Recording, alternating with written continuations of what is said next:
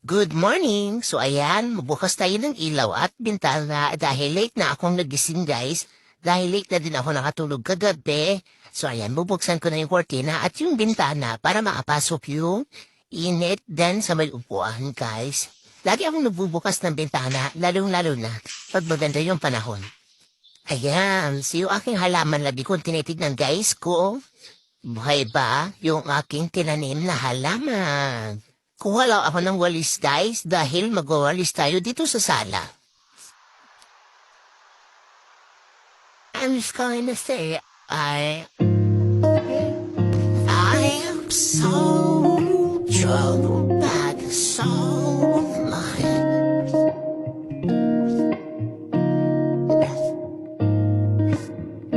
I said those words so many times.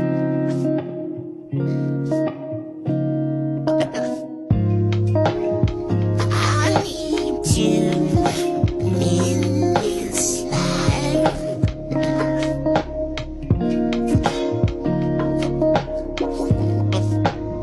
I need you in this life.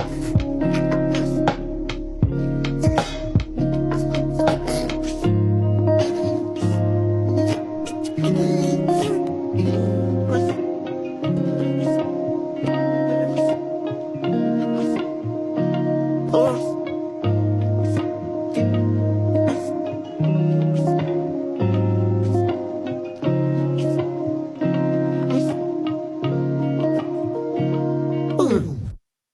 Naglalaba pala ako guys. Ayan, matik pala yung washing depot. Aantayin mo lang yung oras na matapos para isampay na siya. So ayan, sobrang bula. Puti yung inuna ko guys. Dapat sa Sabado pa ako maglaba. Kaso, ano? Ito yung labas oh. Ito yung sampayan. Dapat sa Sabado pa ako maglaba. Kaso baka uwi kami na Pangasinan. So ito yung bahay. Sobrang tahimik na guys. Kasi kami-kami na lang dito. May 2 kwarto dyan. At 1 kwarto dito. Pero dito kami nagkakwarto. Dito yung si Bawang, kapatid ni Poiski, and kapatid ni Kuya M. Bago ako maligo guys, magkape muna ako dahil kaping-kape na ako. Magginit lang ako ng water. So ayan, nakatimpla na ako ng kape guys. So mamaya na lang ulit, babush!